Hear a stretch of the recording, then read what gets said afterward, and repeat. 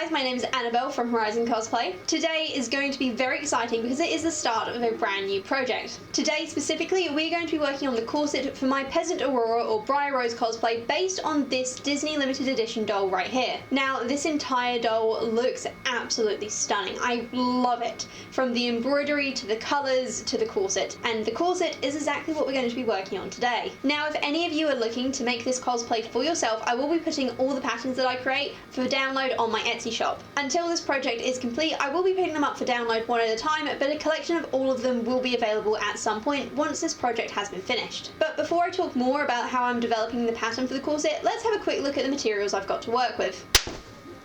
Green fabric. Now you might be thinking, Annabelle, I don't see any green fabric on the corset, and you know what? You'd be correct. However, we need to have a lining and also a mock-up, and as I'm running a little low on lining and mock-up fabric right now, this lining, which is left over from one of the ball gowns when I made my Tinkerbell Hollyleaf dress, I think is going to be the perfect solution to my problem. It's a relatively strong material, and though it definitely needs an iron where it's been screwed up in my fabric store for how many months now, I don't even know, I think it will do the job. Plus it also has some pieces of boning already sewn in, which I may or may not be able to reuse. We'll see how we go. Right, on to the next one.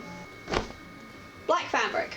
In fact, an old black curtain. In fact, the same old black curtain that I used to make Ben's corset, and that, to be honest, was the inspiration for this project. I simply loved using this fabric so much, I really wanted to make my own corset out of it. So that's exactly what we're doing. It is a woven type material, and it does have a tendency to fray a little bit. Its lining is also stuck to the back without being able to be removed, which is why I need a separate lining piece. This material has proven itself to be quite strong and durable, and so I've got a lot of hope as to how this is going to turn out. But before we get onto the project, we have one more thing to show you. Now, some of you might recognise this gold fabric from my cosplay van haul of supplies. Now, I've got, I think it's 1 metre of this, and it is an incredible lace-like texture. I really, really like it. However, there's so little there, I was actually planning on selling it because I just didn't know what I could do. But looking at the pattern on Briar Rose's corset, this is actually a pretty close match, which is surprising and pleasant to find out. So this is going to be the centre decorative panel of her corset, and we'll see how we go with everything. Onto the pattern. And if I may be so polite to present the finished dress pattern. Well, not quite finished. Finished mock-up of a dress pattern. Now, this pattern was made by getting Ben to duct tape the top half of my body. I then drew a line on the centre front and centre back and split the body duct tape mannequin thing into two. I did this because I'm currently patterning 2 dresses, and as both dresses are symmetrical on both sides, I didn't see the point of having to pattern both sides. It seemed like a bit of a faff. Whereas if I just patterned one side for each, I could then halve my work and double my productivity, or at least that was the plan.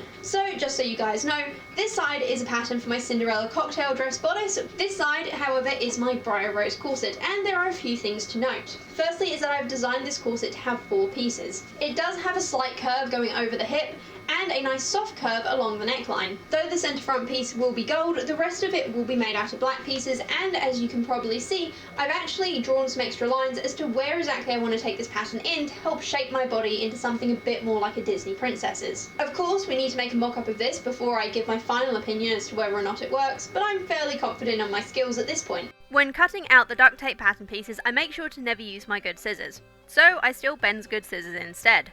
After all, why chance ruining my own when his are readily available? But in all seriousness, if you do this yourself and somehow get sticky residue all over your nice scissors, the best way to remove it is by getting an old cloth dipped in rubbing alcohol, or strong vodka if it's more easily accessible, and wipe it across the blades in a similar way to how you would normally remove nail polish from your fingers. Trust me guys, this works a treat, and has been a lifesaver on many occasions. When it came to tracing my pieces out onto the back of some leftover Christmas wrapping paper, I used a yellow pen for the initial lines. I then went around the top and bottom edges of each piece, in red, to add a 1 cm seam allowance. I did not add seam allowance between each piece as I wanted a small gap up the back of the corset where it would be laced up.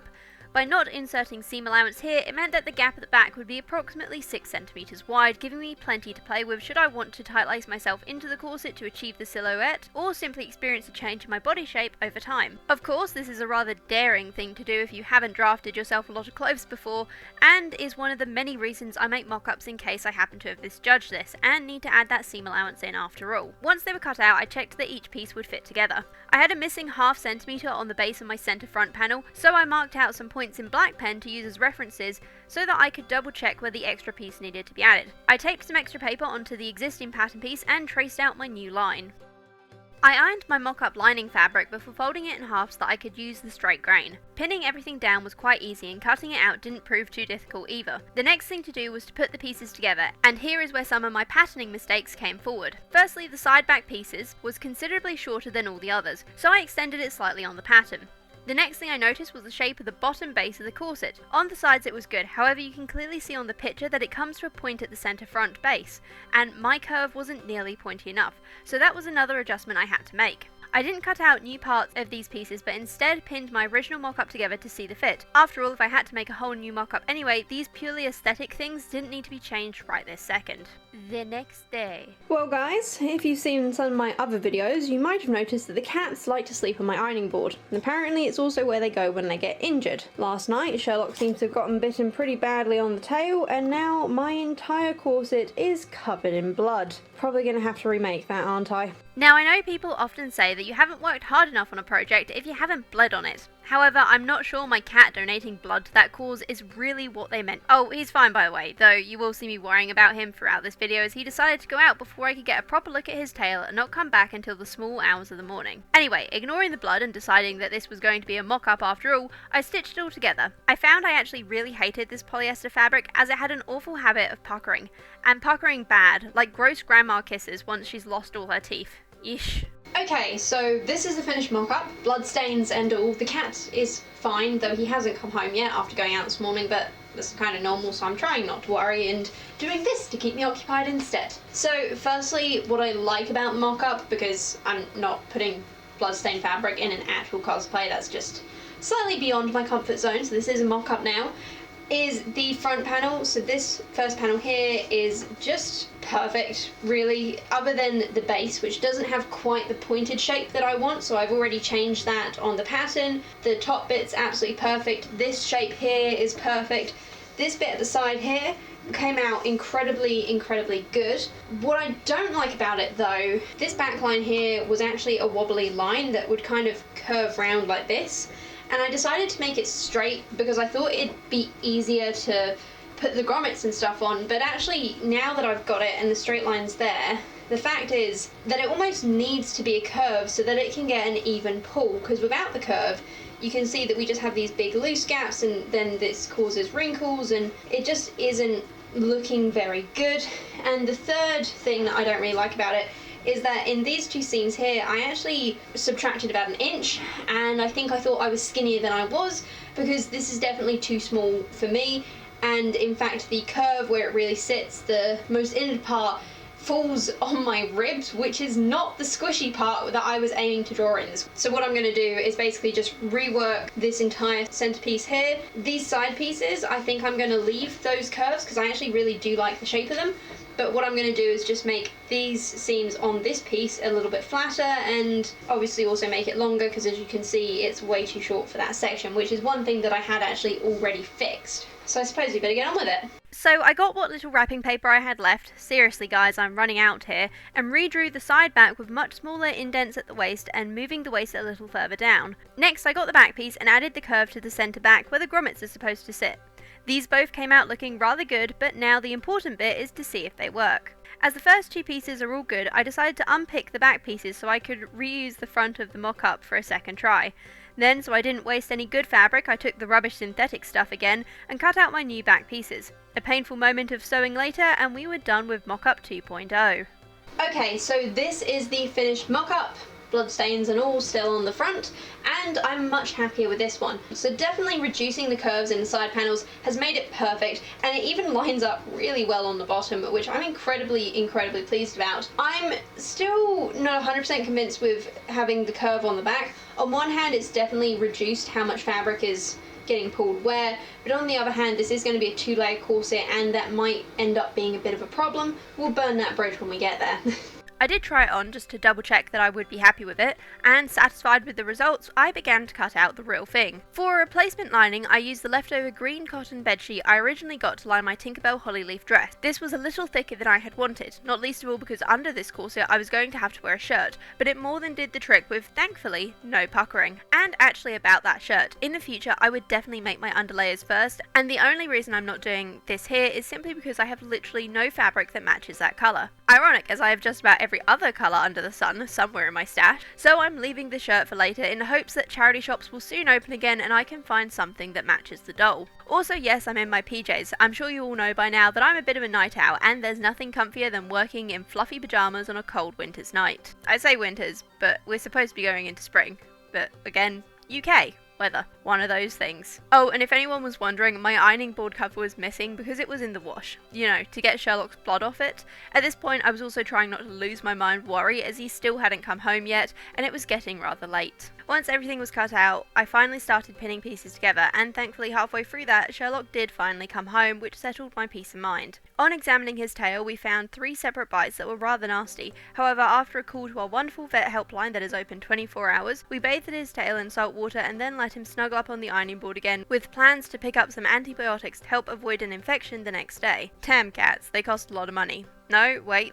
Sherlock costs a lot of money. Lily, so far, has been rather cheap. Anyway, then we got on to sewing all the pieces together. Thankfully, this fabric had no puckering issues, though I did suddenly think to check, and indeed my needle was rather dull. Not sure when I last changed it, but it was definitely long overdue, so I decided that the next time I needed to rethread my machine, I would change the needle. Before I took the white thread off though, I overlocked the raw edges of the seam. Then I got my trusty pins and pinned those seams down to one side. All the seams faced to the back of the corset, switching directions on either side of the centre front. I do this with my corsets to help make the seams stronger so they won't pull apart if the corset is under strain. And this is what it looks like when it's all done. I have to admit, though I feel rather cocky saying it, I genuinely think I'm getting rather good at making my corsets neat and professional looking. And how are you feeling today? Well guys, it's been so nice and sunny today. I haven't done too much on the corset. However, the next thing we need to do is add a waist tape, which is something I haven't actually done before. Now, I really wanted to use twill tape for the waist tape, and somewhere in my attic, I have a lot of twill tape packed away. However, rummaging through a few boxes to try and find what sewing supplies I could, I found this stuff, which is twill tape. It's just bright yellow. Good thing it's going inside the corset and no one's going to be able to see it. If nothing else though, it should do the job. So we're going to attach this and hopefully at least get the inside of the corset done today, and maybe, touch wood, get the outside cut out. The bias binding was pinned on around the waist to each seam with an extra pin in between each, though it will not be attached on the corset here. I then went over to my sewing machine and on each point where I wanted it attached to the lining added a small row of zigzag stitching going top to bottom. Trying this on, I noticed immediately the effect having a waist tape has. If this were a ball gown with a skirt, it would do wonders to help hold up the weight of that skirt, so I'm very excited to use this technique in my future projects. I then got some of my pre-sewn boning channels and pinned them on where I wanted them to go. The reason I'm using these is because I don't have enough lining to make a second layer of the inside of the corset. However, when I did Ben's 1830 stays in the same black material, I had a terrible time inserting the boning as it kept catching on the inside of the channel. Stitching these on fixed that problem, though the stitching that is going to be visible in the lining didn't turn out as neat as I had hoped. The fact is that no one else is going to see it though, which is also how I convinced myself not to unpick and redo the entire thing. Okay, quick kitten break, featuring a very drugged up Sherlock. Next up, it was time to cut out the outside black fabric. Now let's see if you can all spot where I messed up with this. Comment down below if you can figure it out, otherwise it is going to stay my little secret. Pinning the back and side pieces together, all that was left was the front. But of course we couldn't forget the gold. So a quick snip of the scissors and we had our pieces. Along with the black crisscross ribbons, the gold was pinned and basted onto the black centre front piece to help stop it moving around as I attached all the outside corset pieces together. I then went along the centre of the ribbons and just added a few small hand stitches at each cross to keep them in place and help prevent them catching on anything. Pinning that last piece into place, I can't tell you all how excited I was that it was finally coming together. Stitching it all together, I did have to undo a few bits here and there to rearrange some ribbons. Once all the seams were in place, it was time to overlock those raw edges. And once that was done, there was even more hand stitching. This time, tacking the overlocked edges flat in such a way that it would not show on the outside.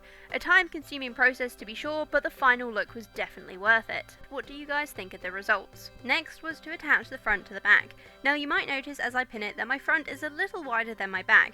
That's okay and was definitely done on purpose, and no, that wasn't sarcasm. Anyway, you'll see why later, but for now let's get these side seams overlocked and tacked down so the seams are laying flat. Once that's all done, it's time to pin along the top edges of the corset, but before we sew it all together, let's add the binding into this sandwich as well to save a little bit of time. To make the binding, I took the edges of the curtain and cut the pre-measured fold on the 2-fold line. This gave me enough fabric to enclose the top and bottom. I then took my 2 pieces of fabric and overlocked along one edge. I then pinned the non-overlocked edge along the top of the corset and got sewing, overlocking that seam as well once everything was attached to help prevent fraying. And thus we began inserting the boning. I was using my cheap reel of plastic boning that I brought months ago, which has lasted me now through the making of 4 corsets so far, and with plenty still to go. I rounded off the end of the boning on the reel, put it up the channel as far as it would go, cutting it to the needed length before rounding off the bottom end as well, and then pinning the end of the channel closed so it would not slip out. Once that was done, it was time to seal the bottom edges the same as I did for the top. As an extra bonus, along the back 2 edges of the corset, I ran a straight line of stitching up to help strengthen where the grommets would be going and keep the fold of fabric in place. See, I told you I made it too big on purpose. And then we were on to the last piece of hand stitching you will see on this video, tacking down the top and bottom binding using the most invisible little X stitches my hands and needle would allow. And with that, guys, we are done. And this is it done. And honestly, oh my gosh, just how amazing. This makes me so excited to get on and do the rest of the costume. I love how the gold lace looks.